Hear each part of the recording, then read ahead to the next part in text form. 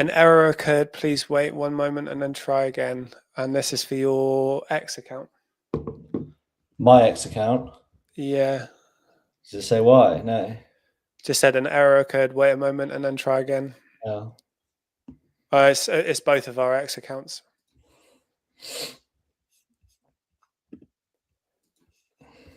Okay, I'm going to remove the X accounts from both. Actually, let me try to edit them. Why is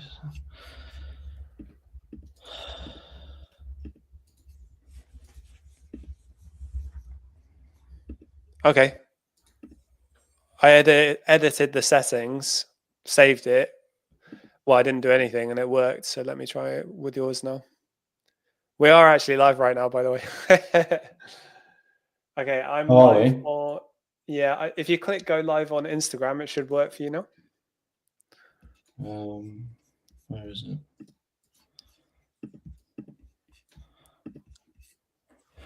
Can't click anything. It says connect software to go live.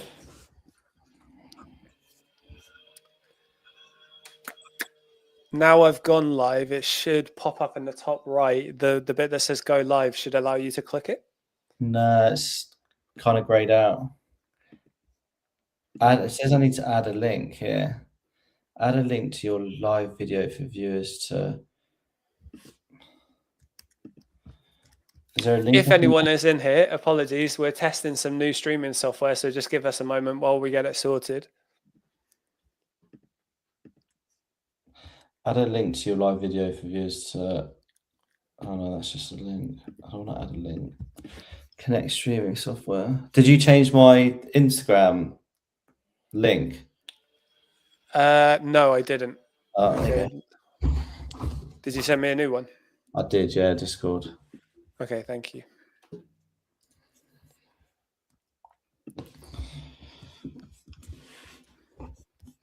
Oh, bunch of rookies. Did you edit the original one you sent me or something? No, I just sent it as a new link, most recent message. Okay, try that.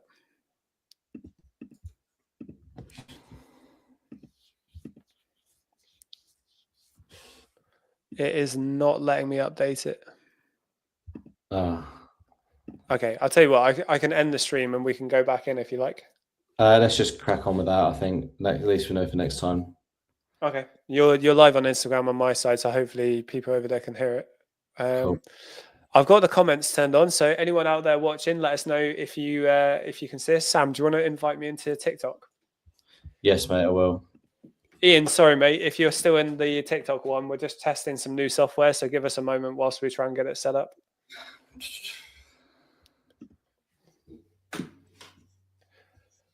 Welcome. Okay, cool. I've got that one.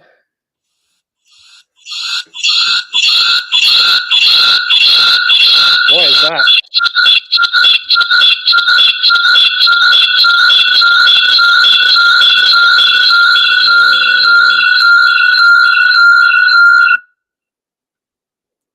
Apologies for that, guys. That was horrific. As soon as I went live on TikTok, that's what happened. Do you have certain? I can see people are in here. Wait, I'm so sorry, guys. We're testing new software. Did you mute the Instagram tab? Oh, your Instagram isn't working anyway, is it? Yeah, I turned it off. I got this one. Did I mute stream one? Yeah, try muting the tabs. That might be it.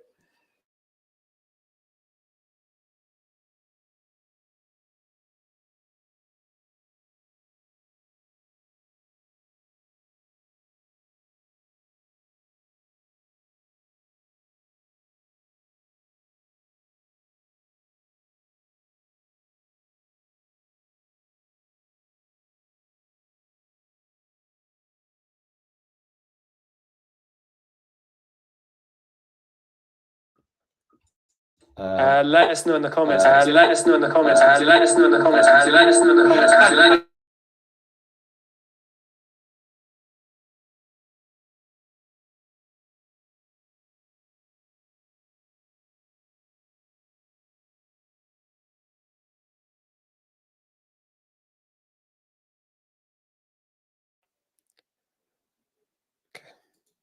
Okay. Hopefully you guys should be able to hear me. No, I can hear myself. How many?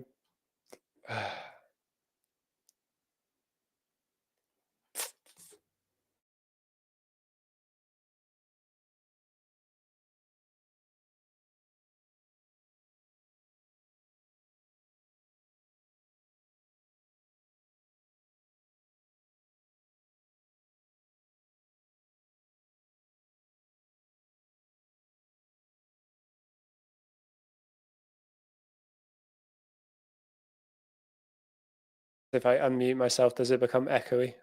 No, I'm all good. Okay, guys, let us know in the comments. We are testing new software, so just bear with us, please.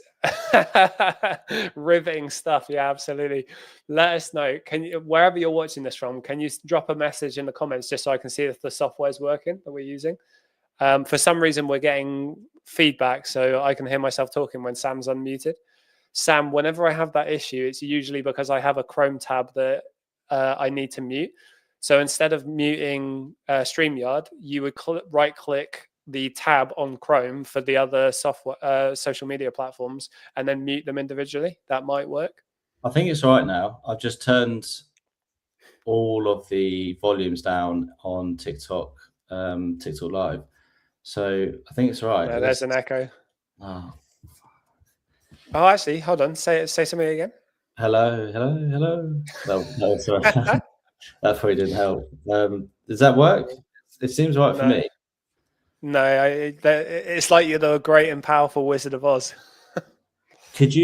Why don't you turn, like, because this worked for me, on your TikTok Live studio, turn the sound off for me. If you hover over my face, there's a volume. Try that. Okay, yeah, perfect. That's worked. Yeah, perfect. Right. Ridiculous. What a weird solution. Yes. Right. Well, hello, everyone. Sorry, absolute mare. We obviously have no idea what we're doing. Luckily, we're not talking about how to stream across multiple platforms, but actually talk about Amazon, because that's what we do know what we're talking about. To be fair, I talk to a lot of business owners and no one knows how to do this. So I think we're ahead of the game with a lot of people. Like all those big creators like Hormozy and Gary Vee, they've got teams of people helping them, don't they? Yeah, that's what we need. We need a little lackey to do all our bits for us. Unfortunately, I'm our little lackey for now. Yeah. Right, guys. Well, yeah, Sam and I are streaming across lots of platforms today. We're using a different software, so apologies for the start. We are here to talk about Amazon FBA and hopefully help you guys turn it into a full-time income. Let us know in the comments wherever you're watching from if you have any questions. Depending on where you're watching from, on TikTok, I've got some images above my head. Sam's got some images above his. If you're on YouTube, we don't have those. couldn't figure out how to get it to work on the software. One thing at a time. One thing at a time. Marmite, if you're still there, thank you for sending the comment on X. That was helpful because I can actually see the comment on the software we're using. At least we know that works. At least we know that works. Yeah. If anyone out there is watching from YouTube or Facebook, please drop a comment and let us know you're watching, just because it shows us that the software is working. In the meantime, let us know if you've got any questions. Hey, legend. Thank you, Marmite. So Sam, how's your week been? Yeah, it's been good. Has it been good? I don't know. That's just my go-to answer. It's been okay. I've managed to pick up my spend quite a lot, considering all my card limits and stuff. So that's been all right. But yeah, for the most part, it's been all right, mate. You? It's been good. Yeah, I've been battling with tooth infection / jaw infection this week, which is why I didn't go live yesterday. That was pretty rough. But other than that, business has been good. Seller Smart had like loads of puzzle solving problems this week or this month. So it was like we had to figure out something with the prep center. We had to develop back-end changes to Recruit Smart. We had to implement the new wholesale distribution portal for the web app that we've got. For anyone out there who doesn't know, we now have authorized distributor leads to the people in our mentorship. And we've been developing a portal for that. So it's a lot of scrambling, trying to get stuff built very quickly. But it's been going really well. Very excited to bring it to people because in our mentorship group, we've spent probably 55 to 60K on leads with this service so far. And we really want to ramp it up and get, more suppliers, more leads, and expand it out to more people because it's very exciting. It should mean wholesale is more accessible to more people, but also safe to use.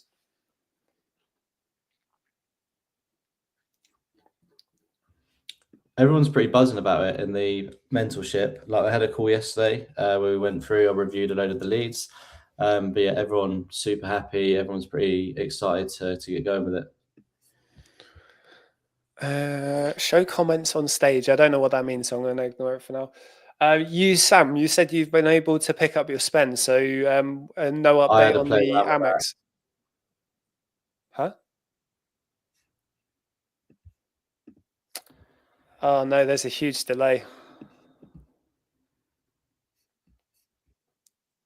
Can you hear me still? I don't know what's going on. I'm trying to see if there's anything my end I can get rid of.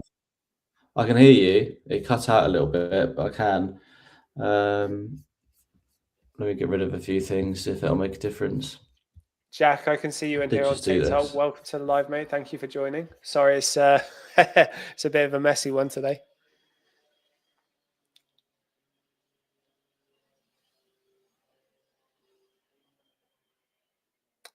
I don't know if you're still there, but you've disappeared on my Streamlabs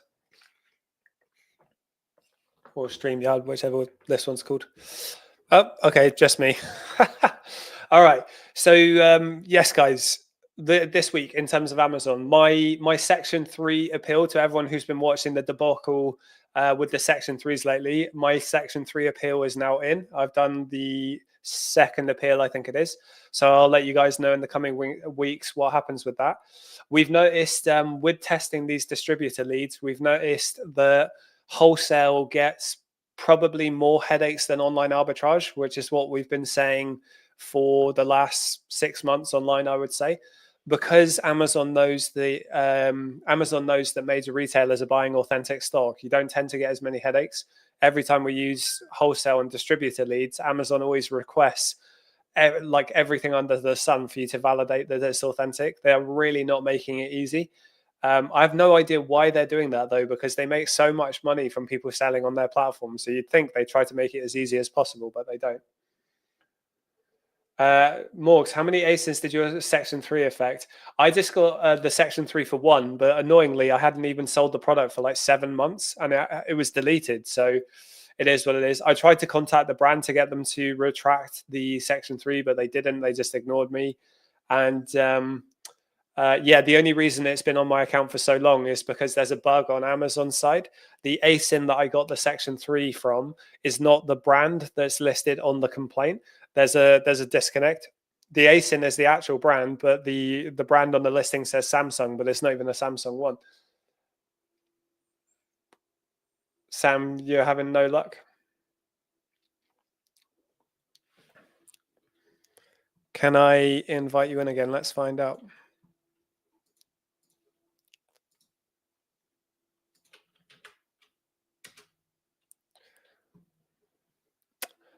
Okay, right. So how much do you spend per month? I'm not spending anything at the moment, my friend. I can't actually see your name, which is weird. Yeah, I'm not spending anything because of the Section 3. The guys and I in the team took a 6-month break from Amazon anyway, just because we were building Seller Smart, but the plan was always to come back and sell. Now we've got loads of distributor wholesale leads. I'm really keen to get back into selling because I've got access to so many good leads. I just need to get the Section 3 cleared. Sam, when he comes back, he spends about 100K a month. But in the last month, his cash flow has been really hit because of Amex limitations. We got chatting to a guy in the live a while ago who was saying the Amex has limited a lot of cards recently, even if you've never missed a payment. And the reason for that is market uncertainty. Apparently, the war with Iran is causing a lot of like financial providers to get a bit skittish. So that's apparently what's caused that. How long has this stopped you from selling? So annoying. Yeah, mate, it is so annoying. I would say the Section 3 is almost 2 months. 4 weeks of that is my fault because I wasn't actioning it quick enough because I was building Seller Smart. The other time is because of the bug with the system. As I say, the brand and the ASIN don't match. So it will get cleared. We have an account recovery expert in our team. He's dealing with it. He's put the appeal in, and I'll post on social media what happens with that. There is always something you can do, though. There's always something you can do, as long as you follow the rules, of course, which I do. I bought it direct from the brand. Luckily, my Section 3 was in the first month of selling and it got resolved in 3 weeks. Morgan, we're actually seeing that really frequently recently, where people are getting authenticity complaints in Section 3s in their first 3 months at a way higher rate than we used to see. And I'm guessing that's Amazon's, reaction to trying to clear off fake stock on the platform. It's annoying, but as you say, you got your Section 3 and you got it removed. So to anyone out there who's panicking, you absolutely can. Sam's dropped off the face of the earth. Give me 1 sec while I try and get him back.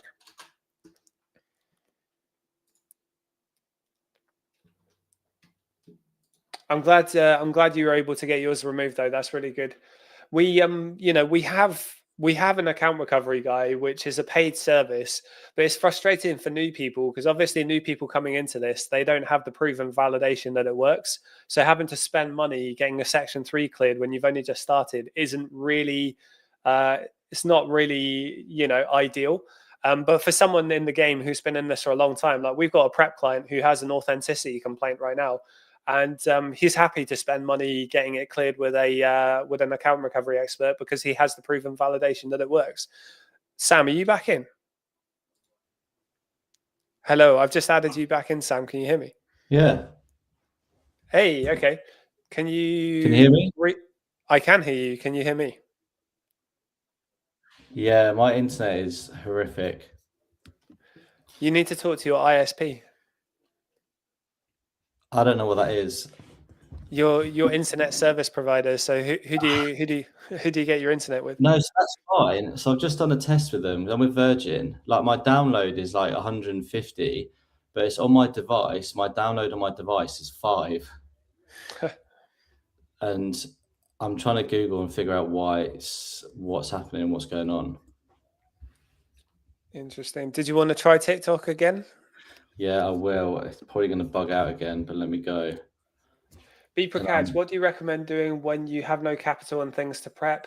Data gathering, maybe. Exactly that, my friend. Exactly that. So I'll tell you what, right? When I first started Amazon, the biggest mistake I made was trying to do loads and loads of things at the same time. I'm just going to mute you on TikTok. So what I believed was, whilst I can't spend any money on Amazon, I can go off and do eBay or drop shipping or whatever. That's a really stupid mistake, though, because what I should have been doing was building systems, building processes, refining strategy, finding brands, finding retailers that go on offer and what time of year, finding discount codes, finding places to manufacture your margin. All of that takes a lot of time and development. So whilst you can't spend, you should be working on that. And I would argue, Sam, you can probably agree or disagree with this. During Q1 on Amazon, the sales die off so much, you can use that entire quarter to refine your process. You can learn, develop, and grow from a different perspective than sales. Yeah, 100%. I think Q1, I focus mainly on ways I can tighten up the business because it's super slow, not much going on, and I want to just try and put some processes in place, look at a load of data, and it's a very much like an admin business overview sort of quarter, really, just to really figure out how the previous year went and what you can do going forward, just because it is generally just so much slower.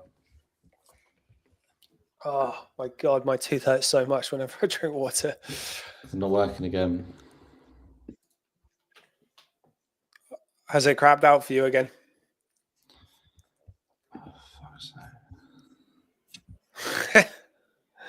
Yeah.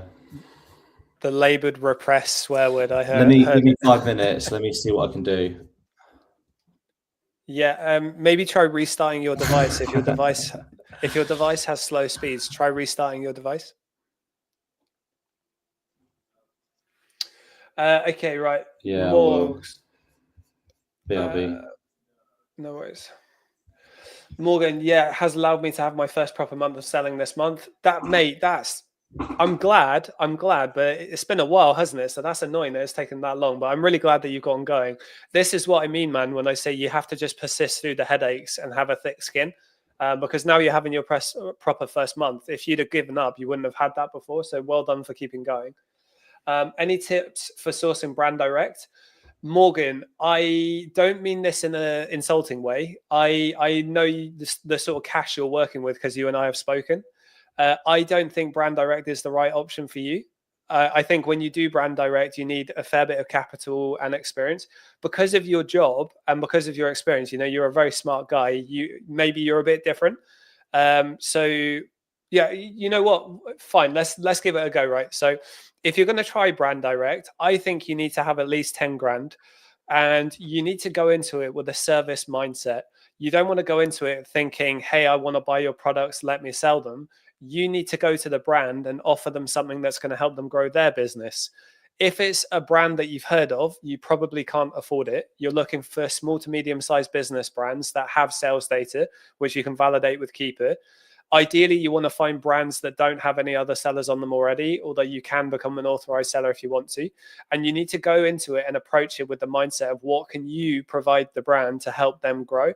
So when I became an authorized seller for a very big European brand, I went into it with that mindset. I'm not going to say in this live what I did. I will say it to our mentees in our mentorship, but I thought of loads of different ways that I could benefit the brand.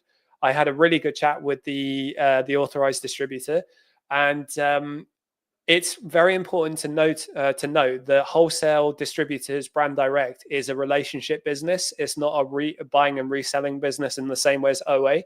So if you're trying to build a relationship long term with someone, that means meeting them in real life. Often it means not even talking about business. You could just socialize with them and get to know them. That's going to be really valuable. So if you're someone, if you're watching this, you don't like meeting people in real life, you don't like calling people, don't even bother looking at wholesale. It's not the way to go for you.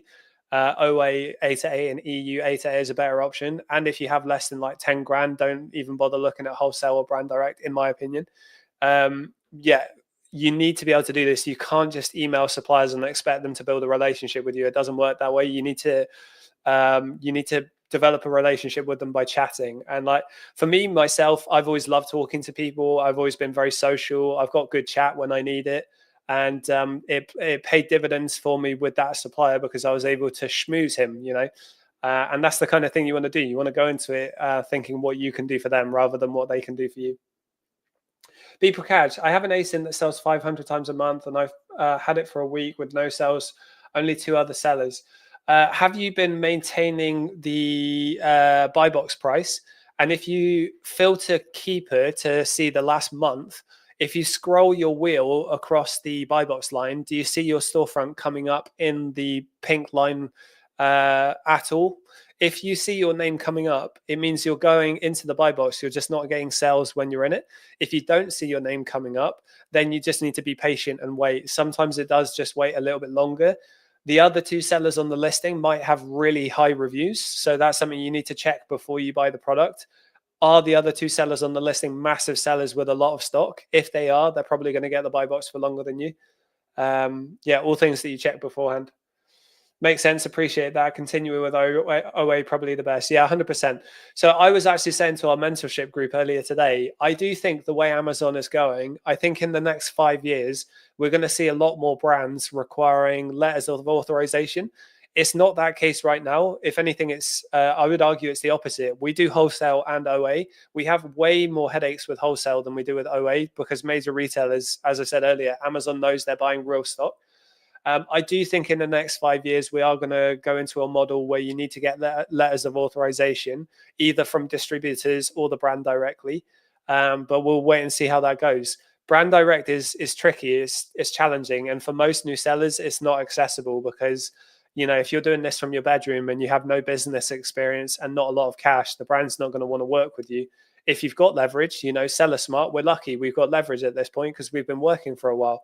So that's why I'm able to set up good distributor relationships in the last few weeks with a lot more coming because we got a good business proposal for them. We want to benefit them long term as much as we would like to see the rewards of working with them. And that's the kind of mindset you got to have.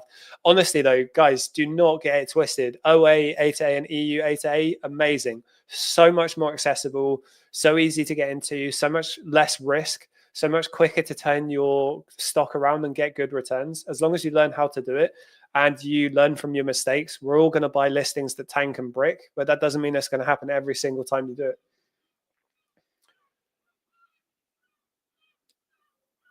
Yeah, I don't think I'm getting the buy box, and these two are big accounts. Yeah, so we would have advised maybe being cautious with buying it because of the big accounts. I might not have bought it if I was competing against those big boys. Are they FBM sellers or are they FBA? Because there is a time and a place for undercutting. I wouldn't recommend it in this situation for you, B Prakash, because if you undercut them to win the buy box, they're just going to lower their price and recapture it. And then the price is going to go down. You kind of just have to wait and be patient. Maybe consider 2p ads, maybe consider that.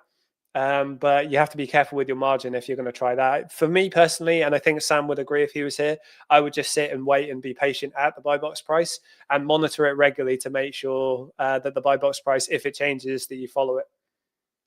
LTA Supplies, welcome, mate. Thank you for joining the live. You're joining an interesting one today, my friend, because Sam and I are testing a new software and it's been a disaster. And he is trying to fix his internet right now. Oh, okay. I'm in.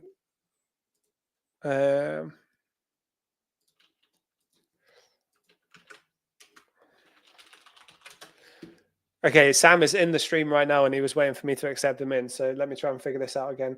So 2 FBA, 2 FBM. I have a 60% ROI on these, but I bought 200 units, £1 each. Oh, okay. If you only bought them for £1, that's not too bad, to be fair. That's all right. You're not going to have a huge amount of cash flow tied up for too long. You will eventually get it. If you check their inventory, do they have loads and loads of stock? Or if they limit the amount of stock they have, actually, I'm not going to say how to do that on this live. Hello. Hello, mate.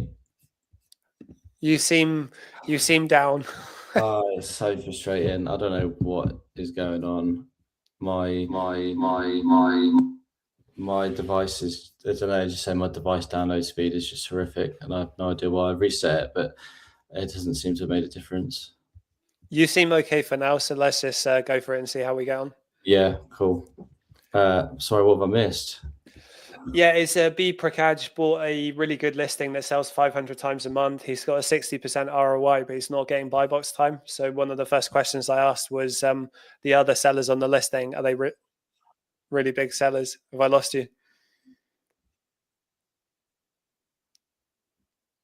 I've lost them. It's cutting out all the time. I wonder, because we tried to stream in 1080p, I wonder if that's why. Maybe if we reduced it to 720, that would work better.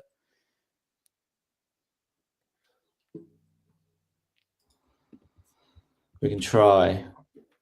I'm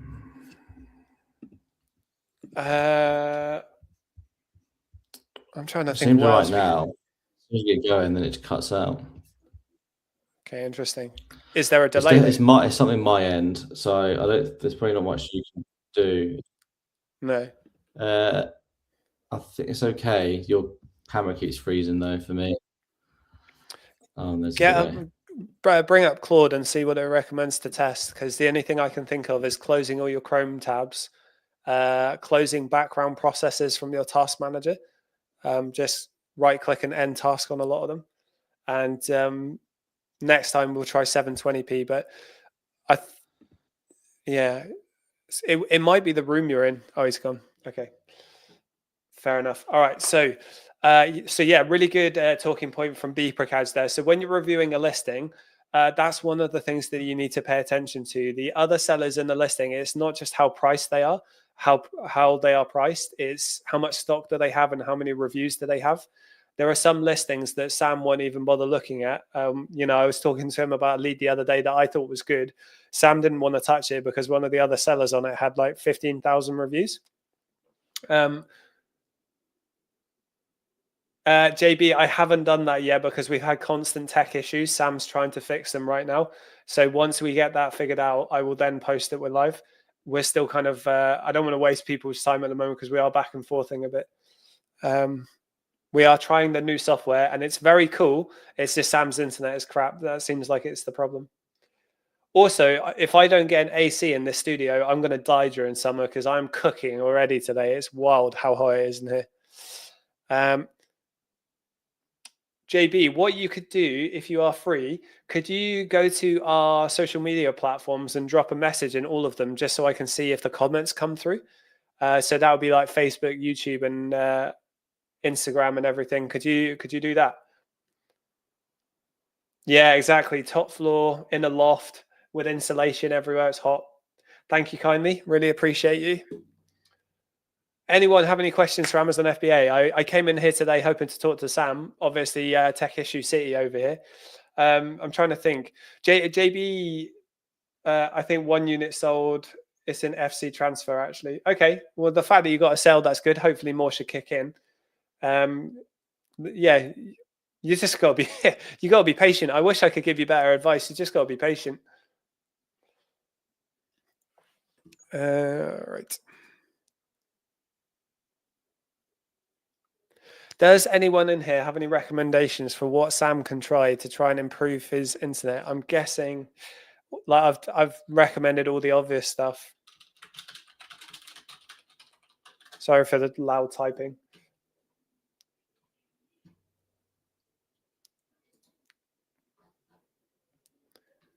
Okay, right. He's going to keep trying. We'll see what happens. Okay, right. So the last week, the leads into the mentorship server have been really good. I was having a debate with Sam that I think you need to review wholesale listings differently to OA listings. With OA listings, there's always the hesitation that other people are going to find a deal and are going to jump in. But with wholesale, hypothetically, if you're buying out the entire supply from a product that hasn't gone out to a huge mailing list, it is a bit safer. So I do think you can review wholesale leads a little bit differently, but the same rules still apply. The listings can still tank. Instability and pricing history does matter.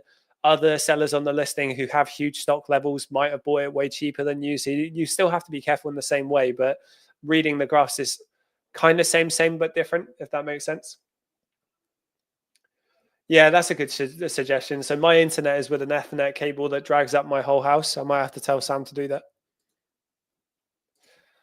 Good suggestion. Thank you.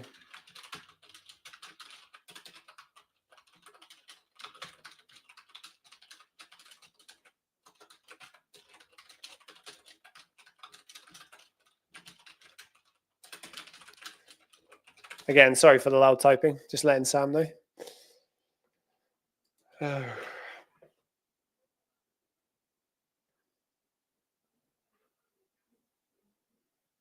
Interesting. Okay, JB, if you're still in here, I got the Facebook, got Twitter, did not get Instagram. So I'm going to have to pay attention to Instagram.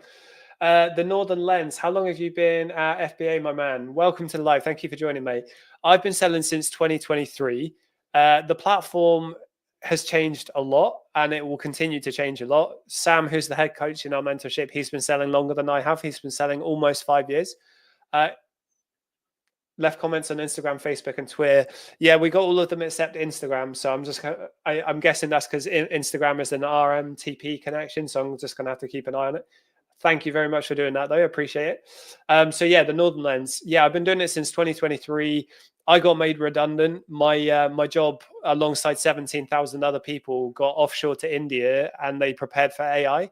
My partner right now, my soon-to-be wife, is she's getting made redundant. One of my mates is getting made redundant. My best mate's company is going through a huge redundancy phase. Someone in our mentorship is going through a redundancy phase. So I personally believe that this is going to happen to a lot more people in the coming years. And that's why I am quite enthusiastic with promoting learning to sell online, because I think if you can become self-reliant before this becomes an issue, it's far less stressful. Obviously, Amazon is just one way to do that. There's loads of different ways to sell online and make money. Amazon is the one that we do. It's the one that's worked best for me. And I've tried so many different things, mate. I tried drop shipping. My missus and I lost loads of money. Tried eBay drop shipping. It worked a little bit, but it was so many more headaches than it was worth. The amount of effort for the return wasn't worth it.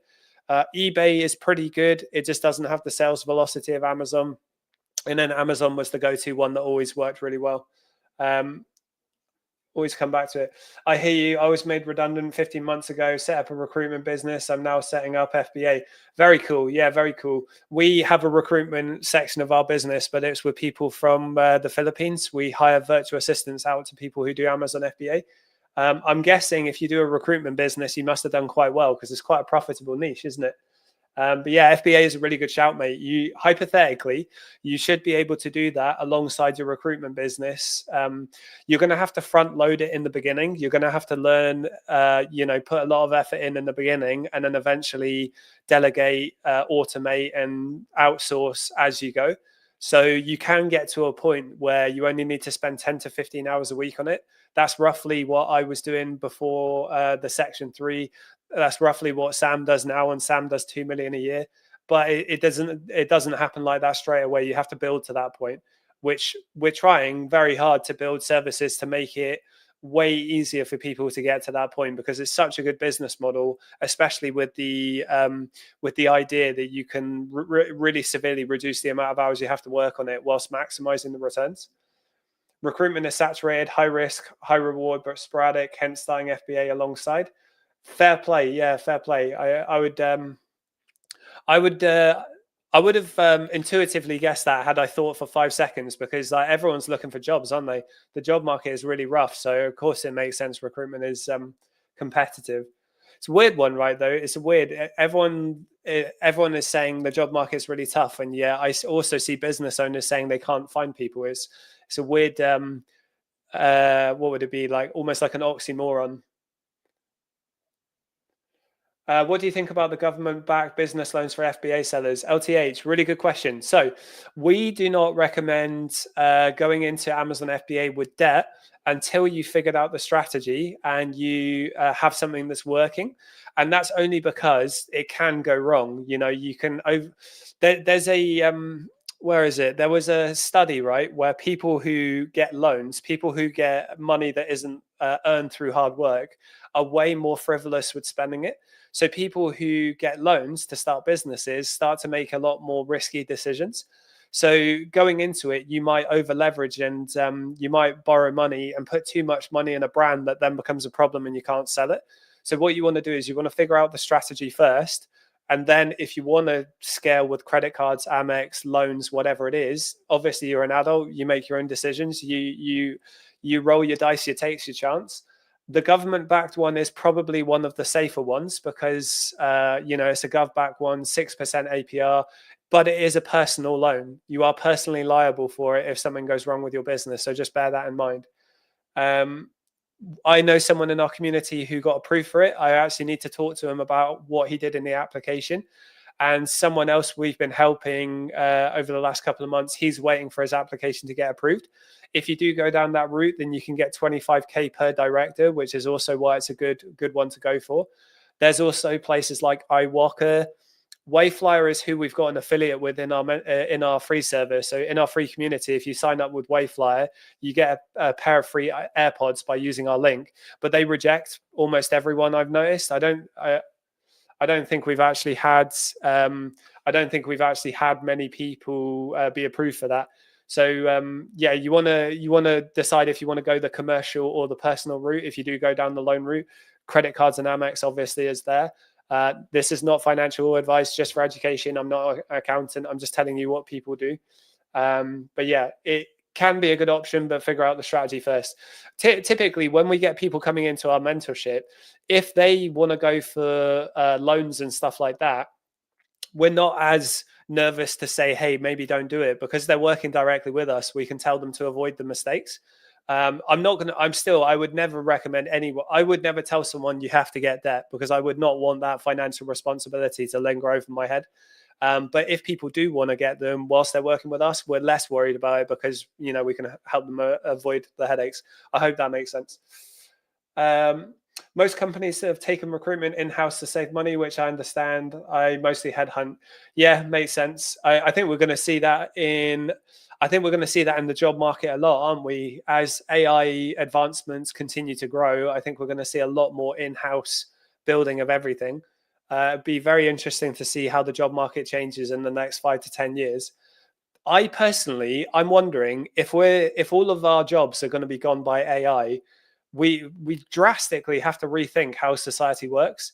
And I think we're going to see a lot more entrepreneurs. We're going to see a lot more people doing their own thing. And I think that's really exciting because that's what I do. And I love it. I absolutely love it. I would really recommend people at least trying it. It's not for everyone, just like Amazon isn't for everyone. But you have to try stuff to find out if it works for you. I just realized I didn't invite Sam back in. Okay, perfect. Sam is rebooting his hub and he's going through loads of updates. So hopefully that should fix the internet issues. Profits from my current business will be used on FBA capital. I'll then reinvest 100% and compound. Exactly the way to do it. So anyone else out there who doesn't have the business experience, when you get into Amazon FBA, ideally you don't want to take any money out of it for a long time. So I think a lot of people get into it thinking, oh yeah, I'm going to take loads of cash out and, earn 2 to 3 grand a month. But the reality is, if you're starting with low capital, you can't do that because you can't grow the business without reinvesting it back in. And exactly as the Northern Lens said, the compound growth kicks in when you throw more money at it. So don't see Amazon FBA as a get rich quick scheme because it's not. See it as a get rich slow scheme that requires a lot of work and a lot of thick skin, a lot of overcoming hurdles. And if you reinvest and if you compound your growth, then you can make really, really good returns. And eventually you can quit your job and focus on it full time. We have a prompt in our beginners chat in our free Discord community, actually, that you can put into Claude or ChatGPT, and it will help you forecast out your growth, hitting certain, expenses per month, hitting 30% ROI average, that kind of thing. How long would you recommend someone to learn the game and prove the concept before mentorship? Mentorship, we have people in our mentorship who are brand new, like literally brand new, just getting started. It's perfect for them. We can help them get started. We can help them get ungated. Our mentorship is 6 months long. So that's a long time. That's a long time for us to be working with you. Mentorship is the kind of thing that you can get straight away. Loans are the things that I would say you should figure out the strategy first. So debt is the thing I think you should figure out the strategy first. We have everything from people in our mentorship some of them have been selling for years and they hit plateaus and they've been doing really well since working with us. Other people are brand new. We had to adapt the mentorship to the brand new sellers because we realized they were struggling more than others. So it's a constant learning cycle. As soon as we realized people were struggling as brand new sellers, that was where we implemented the ungating channel that helped massively. That was where we started recommending people that if you come into this game, you need to spend money in ungating because it's going to help so much. We learned that working with the people in our community, in our mentorship community. I'm a big believer in coaching and mentorship. I know it's got a really bad rap online, but I invest into myself. And to me, I cannot understand the disconnect with people that they'll invest 100 grand in universities, getting a philosophy degree that they can't get a job with. And then they'll say coaching is a scam. But the whole point of a job is to make you money. And if we or anyone else can teach you how to make money, surely it's worth the investment in yourself.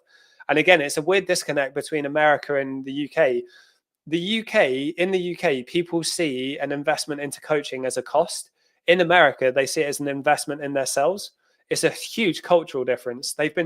Americans have been so programmed to believe in themselves, invest in themselves, and chase big dreams. And I think in the UK, we have a bit of tall poppy syndrome. So yeah, it's an interesting cultural difference between the two. I love investing in myself.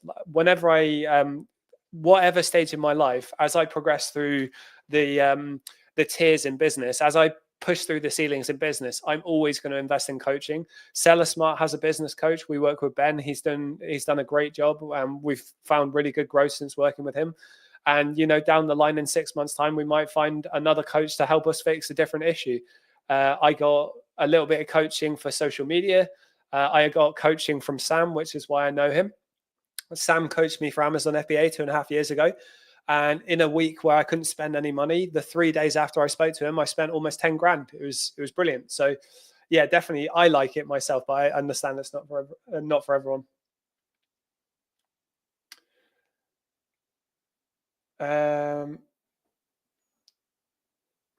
Oh, the chat's jumped. I've realized you can't listen to family as well. Yeah, it's it's so true, and it's family and friends. And the thing is, right, I've done multiple YouTube video sorry, I've done multiple social media videos on this. I speak to a lot of people who tell me that entrepreneurship or a ownership, Amazon FBA, makes them so unbelievably happy and enthusiastic, because it's like a video game where you actually get rewards for the hard work that you put into it. At least to me, I love to gamify everything, but no one else in their life understands it. Their friends don't get it. Their family members don't get it. They don't understand the risk. They can't comprehend you not working for someone else, because in their reality, that's all they've known. Being stuck in the matrix, unfortunately, is a cliche term that I agree with. And people in your regular life just can't and won't understand it.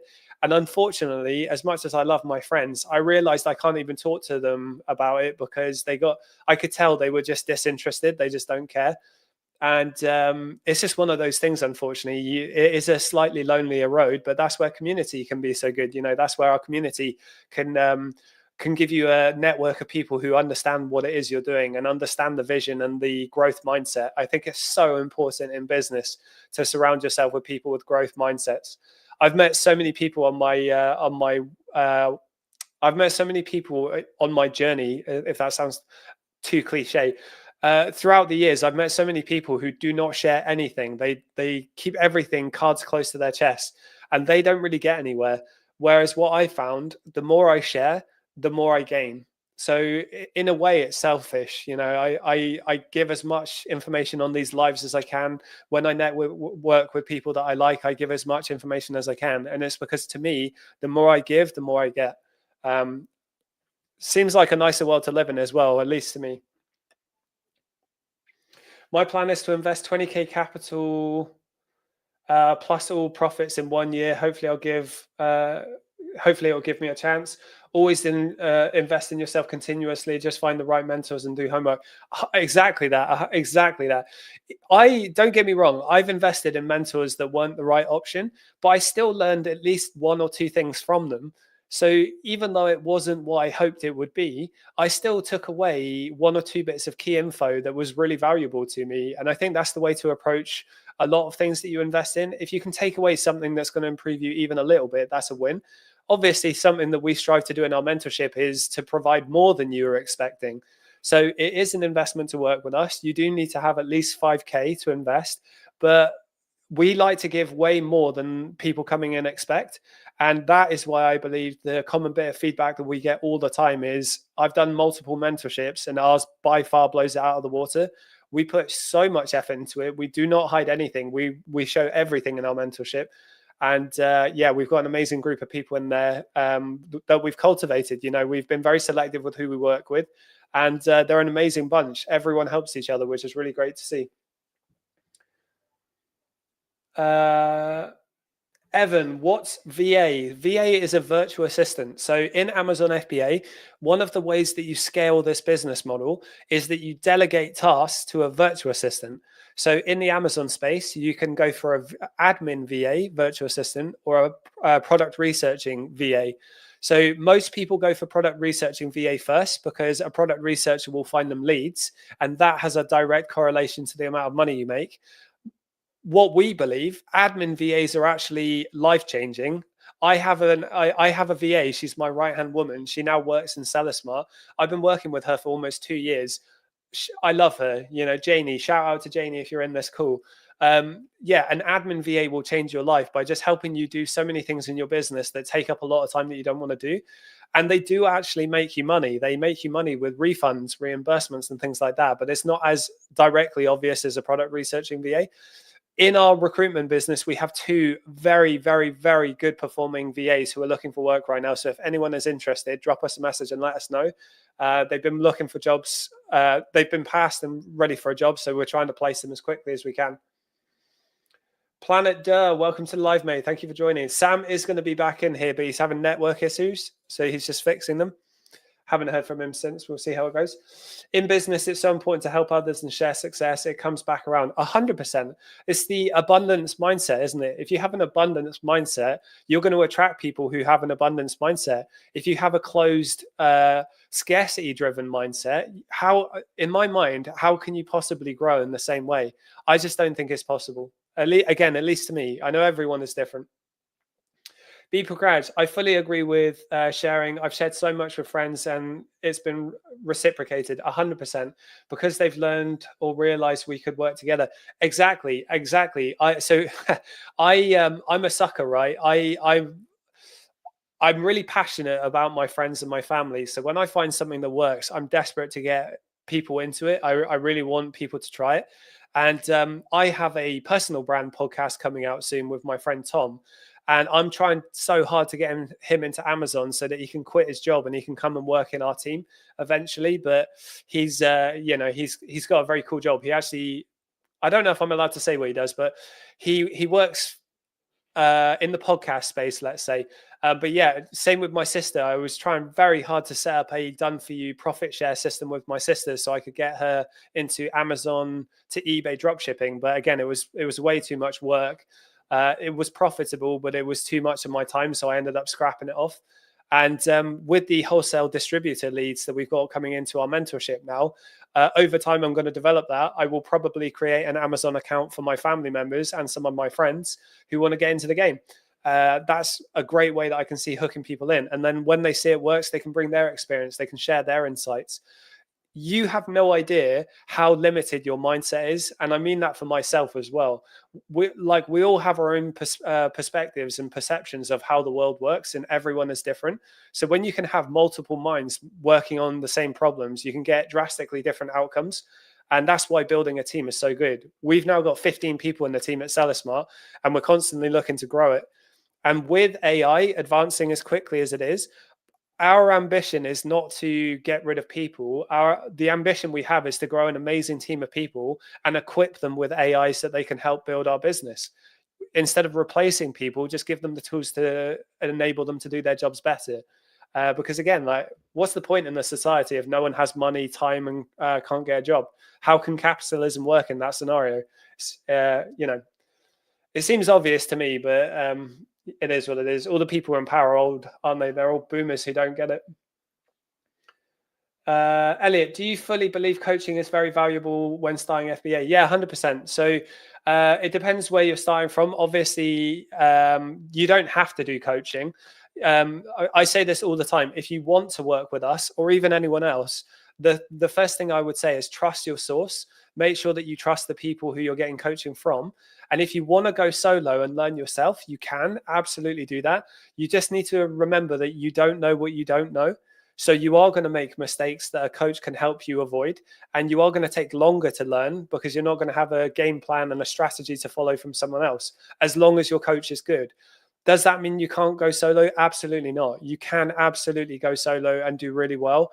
And, we've got loads of free resources to at least get you going, to get you started. If you're a brand new seller and who's just getting started and is unsure if this is the way they want to go, just download our free resources. That's a great place to start. I can't stress this enough. Make sure you trust who you're working with, because again, first and second biggest bits of feedback we get all the time: I wish I found you sooner, and I wish I went with you instead of X person. We have 3 people in our mentorship who paid a lot of money to work with other people, and then within weeks of working with them, bailed on them to come and work with us, and they've had great results since working with us. And it's because unfortunately they realized they got hustled by certain people in the space who are quite well known to screw people over. But again, you don't know what you don't know. You got to be very careful with who you trust out there. The Northern Lens, I get why you started FBA, but what is your why now? What keeps you going? What's your fuel? My fuel is to retire my wife, who is a nurse. Shout out to your wife, what a legend. She has worked like a dog and never complains. Your why and my why are the same thing, my friend.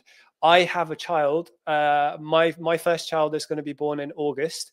I have aging parents. I have a sister who's a single mother through no fault of her own, and I have a brother who needs support. I'm gonna say it like that. I have a brother who needs support. My partner is from Venezuela, and you can imagine, being Venezuela, she's seen some horrible things in her life that no person should ever have to go through. And and my why is I wanna look after my family. I don't care about flashy cars. I don't care about going on these like flashy vacations that you see people posting on social media. I want my family to not struggle. I grew up very poor. I grew up in a council house, surrounded by very unfriendly, unsafe people. I had fantastic parents who were separated, unfortunately, but fantastic parents. And I went down a very bad path in my life at one point. I went down a very bad path. And because I had such good parents, that was what pulled me back on to sorting my life out. And I want to repay them for that. I want to repay them by supporting them. So that's why I work like I do. I work like an absolute mule. I'm not saying that's prescriptive. You don't have to do that. But I will be honest with you.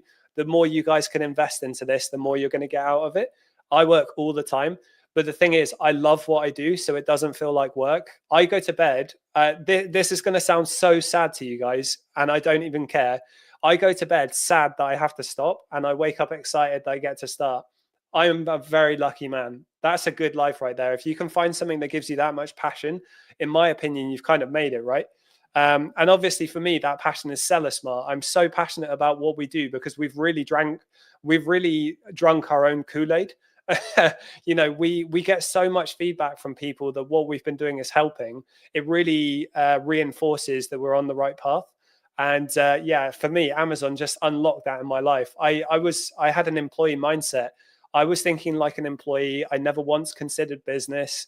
I didn't realize how much money there was out there to be made because I grew up poor with a broke person's mindset. Unfortunately, that is a mindset that you get in poverty. And I've overcome that. And that's entirely because of Amazon FBA. It changed my life. Even though it caused me a lot of headaches and a lot of stress at times, it did change my life for the better. And the guys in the team at Seller Smart, I could not wish for a better team. Like, everyone is amazing. Everyone in our team is passionate about what we do. Everyone takes the good feedback on board really to heart, and everyone takes the constructive criticism really seriously and tries to develop and change as we go. So I'm so proud of the team. We are very lucky to have the people in our team that we have. And for you guys out there, if you can, when you're getting to that scale, when you grow, man, I'm telling you, if you can find the right people in your team, it's a game changer. It's a game changer. I've got 2,000 to start an Amazon account to buy products.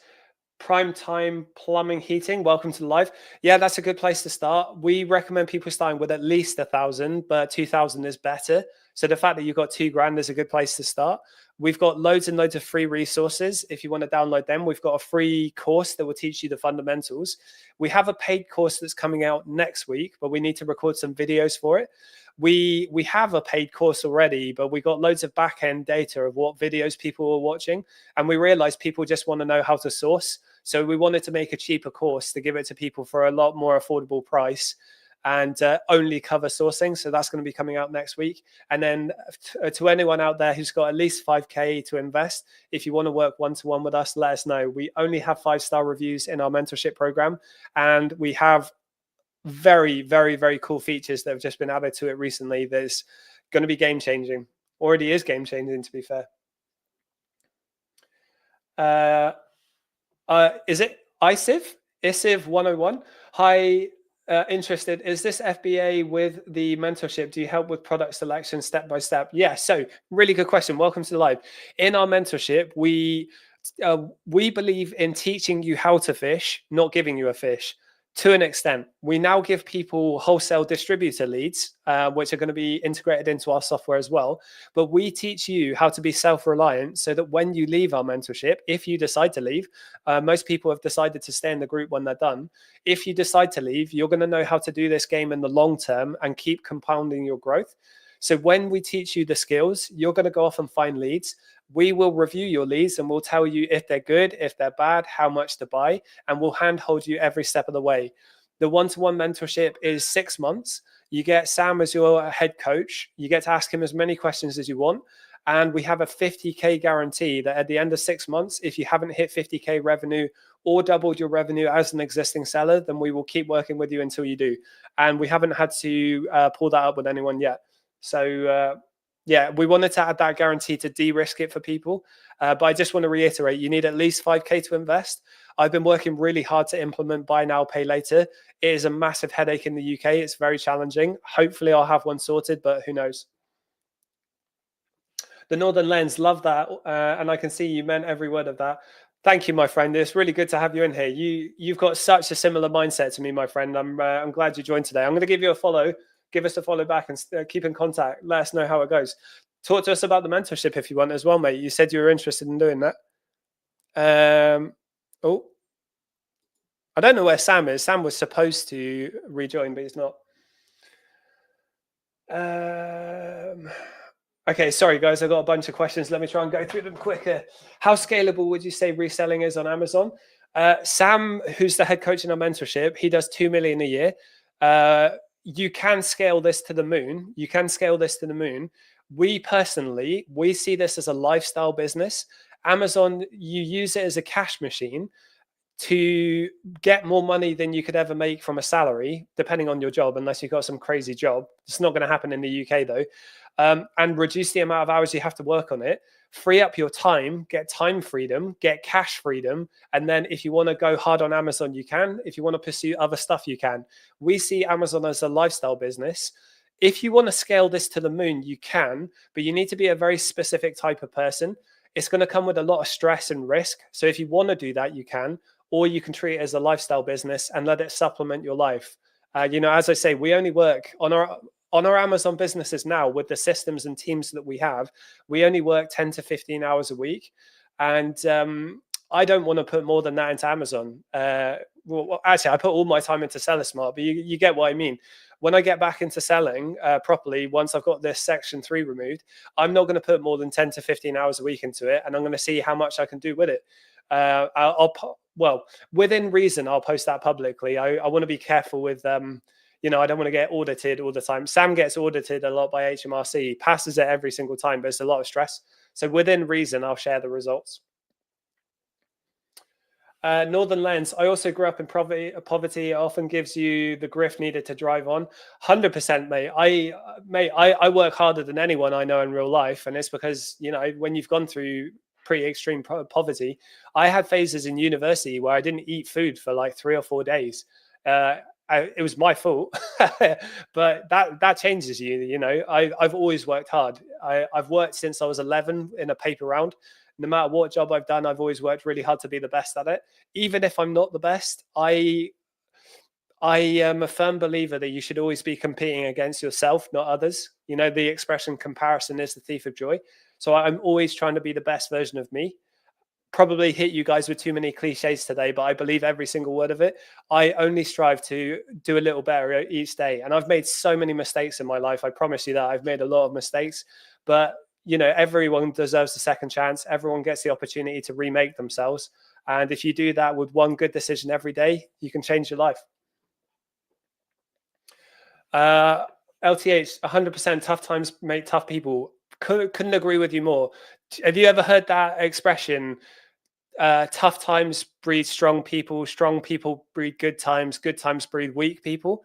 I think we're in a bit of a phase of that right now, aren't we? I think a lot of people, my missus, because she's Venezuelan, she would say it's a first world problem. In the West, we like to create problems out of nothing because we've had it too easy for too long.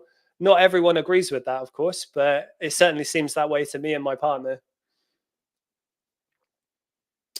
It's a blessing, 100%. Now that I think about it, I saw this live randomly on holiday and said, F it, and took a chance. Good for you, mate. Yeah, congratulations. I've been loving seeing your updates as well. It's been really cool to see you put time and effort into it, mate.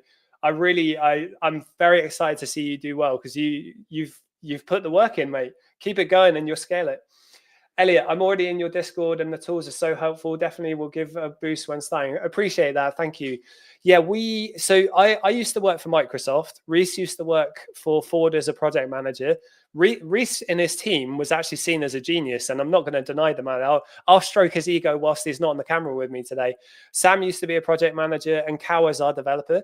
So we have technical backgrounds. We have a lot of very unique ways to solve the common problems, and we wanted to help as many people as we could. So whilst working with us one-to-one is an investment, we spent a year working for free to build the reputation, to build the community, and we wanted to make those free tools good enough that people would be surprised that they're free. That's some feedback we get all the time. People are quite surprised that we give away some of the things that we do for free, but it's because we want to encourage as many people to at least try as possible. It's not going to be for everyone, but if everyone can give it a try, they can find out if it's for them. But to be honest, I've been following another coach for a while as he introduced me to FBA. No problem at all, mate. Honestly, I don't mind that at all. If you sign up with a coach that isn't us, that is okay. Just make sure you do your due diligence and make sure they're good. There are 3 Amazon coaches in the space I respect the hell out of. And if people aren't going to go with us, I would recommend going with these 3 coaches. I'm not going to say them publicly and alive. But I know one of the other coaches in the space. I talk to him all the time. It's the same vice versa. If people don't go with him, he and I essentially pass each other people because I trust him. I know what he teaches, and I know what he teaches works in comparison to other people who sell a dream. And I think with a lot of the coaches, it's the implementation that they're lacking. They're really good at getting people to sign up. Implementation needs development work. They need to work on that. Let's say it politically correct that way. With a girlfriend that was getting frustrated that all I could think about was work. Not even with her, mate. I'm very lucky. My missus is unbelievably supportive. I've been very lucky. I try to do business with her. And I'll be honest, she's amazing. That did cause some headaches. It's very difficult to separate romantic life and business life, especially for you. Just said all you think about is work. I'm the same. I think about this every single day. Again, it's going to be really sad to a lot of people, but I don't care. And it can be very hard to separate romantic life and work life. So I really recommend doing this with someone if you can, whether it's romantic partner, friend, business partner. But just remember that any relationship you have in this is going to be tested. It's going to be tricky. And Seller Smart, Cal, Reese, and I own that. Being in a business relationship is like a marriage. I'm not even joking. It's like a marriage, and you are going to have tiffs. You're going to have arguments, but all of us always keep it respectful. We always value each other's opinion, and we always hear everyone's opinion. And then what you do when you hit those impasses is it's kind of like a democracy, majority vote. You try stuff and you see what happens. You can't be afraid to split test and F around and find out. I'm not going to swear because I'm in a live, but F around and find out is such a good philosophy for life. And you need to find those people that you can have good arguments with, because we're humans. And especially for the boys out there, all the testosterone fueled men, we've all got our own opinions and viewpoints. But if you can find people that you disagree with respectfully, that's a really good dynamic. If I buy products online and get an online invoice and send it to Amazon, will they ungate it? Yes. So buying from major retailers is a really good way to get ungated.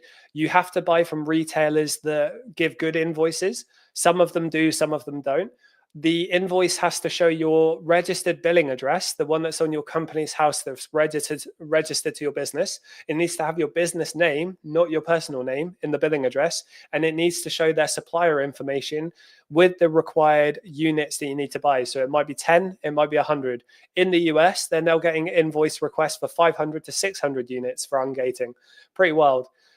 You have to keep reapplying because the ungating process has always been broken.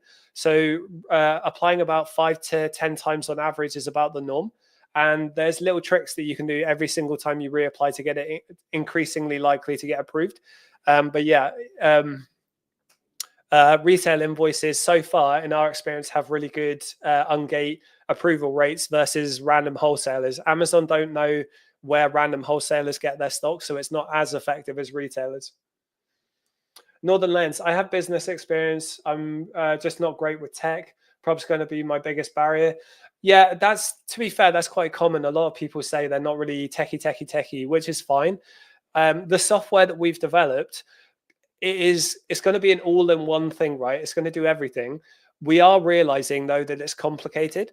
So one of the problems that we have to fix as a company is we have to make sure that our onboarding process of our software is nailed, because we need to be able to educate people on what all the features do. We've got so many features.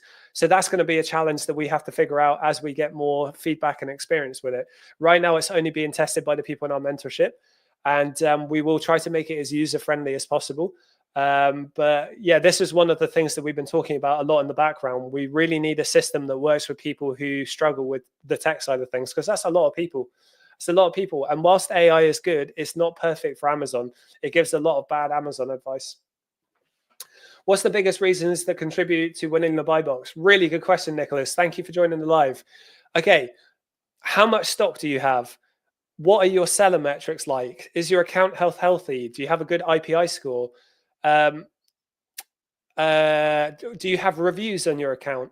Is your stock geographically located near the customer buying the stock? Are you at the buy box price? All of these affect your time in the buy box, and you just have to be patient. You have to be patient and wait.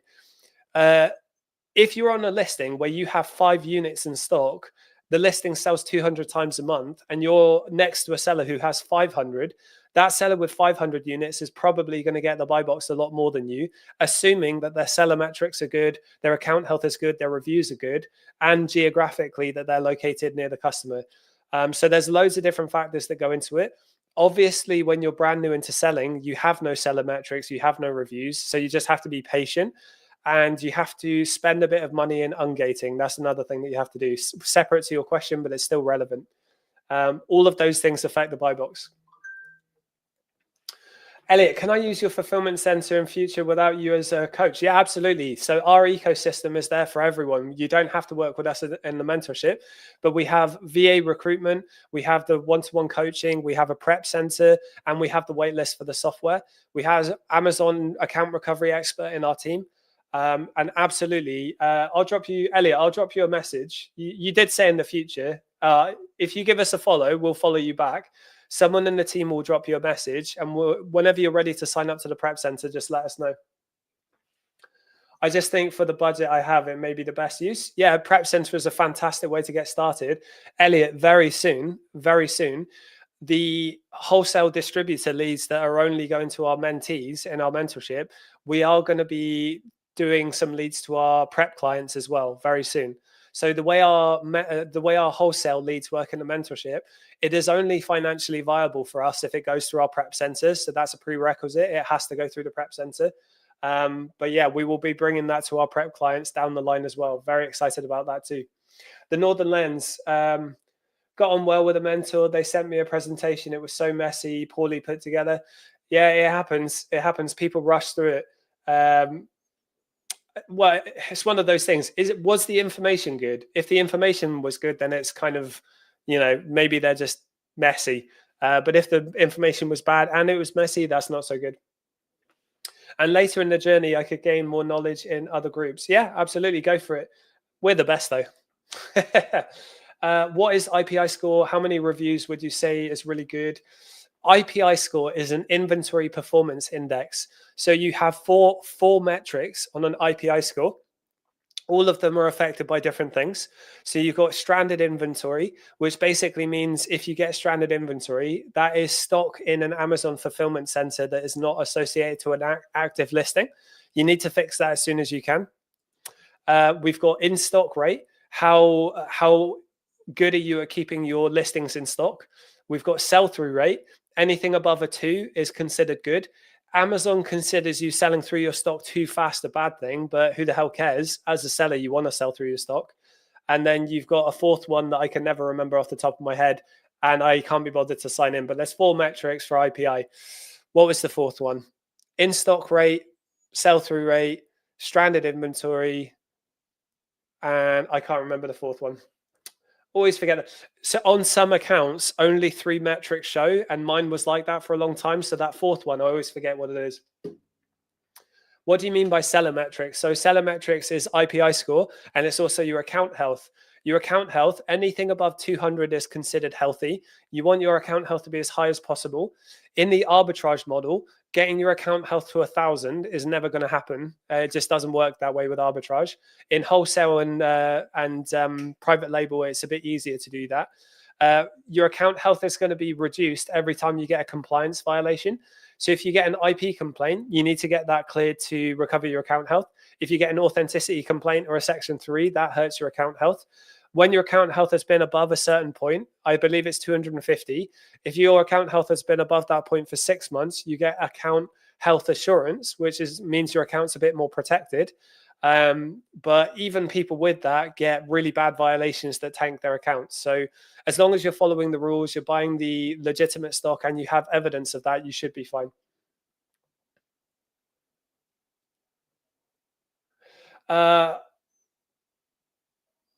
I'm on 216 account health because I've sold 800 plus units and I have 5 to 10 reviews. When does it not matter? Yeah, 216 is is normal for that level. You want to get it over 250, but you just got to keep selling. Typically, every 100 units of sales gives you 4 account health points typically. And when it comes to how many reviews you need, you can't decide that. You can send review requests to customers that are Amazon compliant, but they don't work very well. So when it comes to the reviews, all you have to do is pay attention to the 1 stars. You want to get the 1 stars removed as quickly as you can. But don't worry about reviews. Reviews will just come with consistency and time. Trong, hi bro, UK only or include US market? Anyone is welcome, my friend. We were UK only, but we're now talking to a lot more people from the US because of these live calls. So welcome here. Thank you for joining. How long have you been selling? We're training in 20K capital. What would be realistic monthly profit after 12 months? Appreciate it. The Northern Lens, if you join our free Discord community, if you go to the beginner chat and you go to the pinned messages, there is a prompt that you can put into Claude or ChatGPT, and it says, I'm starting with 20K capital. I'm going to have fixed monthly expenses of 100, 200 pounds a month, whatever it is.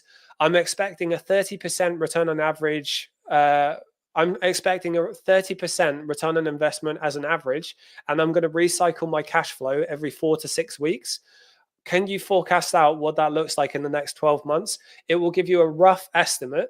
And then obviously, if you're working one-to-one with a coach, you will scale faster because you're not going to avoid the same beginner mistakes and headaches.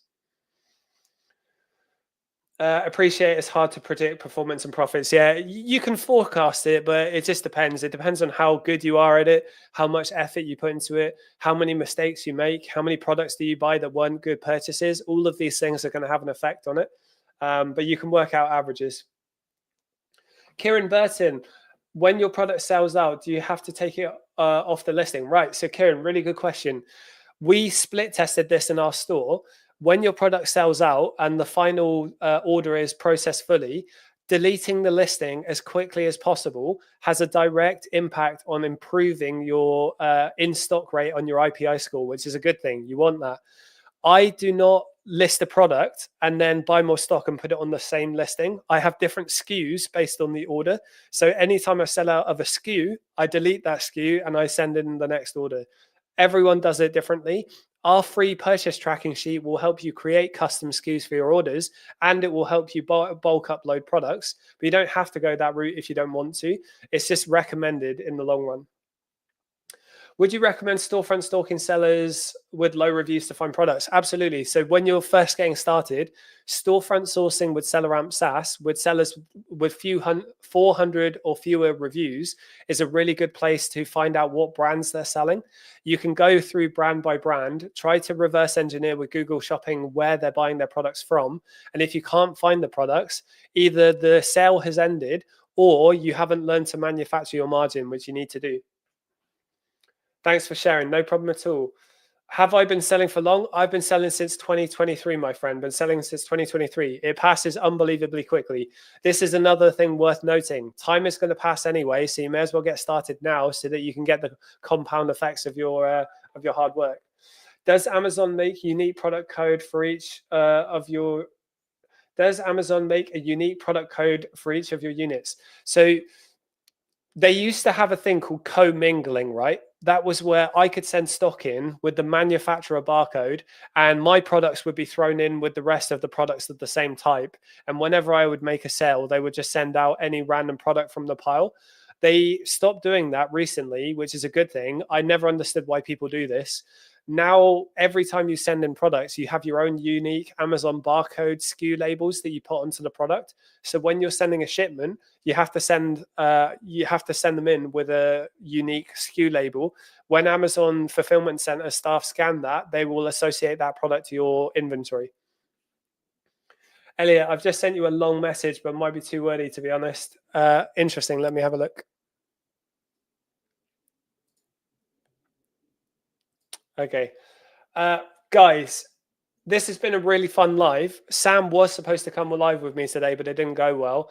I've got a mad tooth infection right now. I've been battling with it this whole live call, so apologies if I've come across a bit intense at points. Although, to be fair, the energy was quite fun. I'm gonna go take some painkillers and cry in a corner. I hope you have a really lovely weekend. I will be going live tomorrow. If anyone is interested in working one-to-one with us, give us a follow, schedule a call. You can join our free Discord community. We have a prep center that's amazing, and we have virtual assistant recruitment with 2 VAs who are currently looking for work. So thank you for joining the live. Thank you for coming along. Join me tomorrow if you want to. Live has been informative. Appreciate you for joining me. Thank you for coming in. Take care. If I had a product, does Amazon make it automatically? No, you have to do this in your shipment. When you're producing the shipment, you can print your own SKU labels when you're doing it then. Right, guys, thank you for your time. Have a good Friday. Have a good bank holiday, and I'll see you later. Thank you for joining.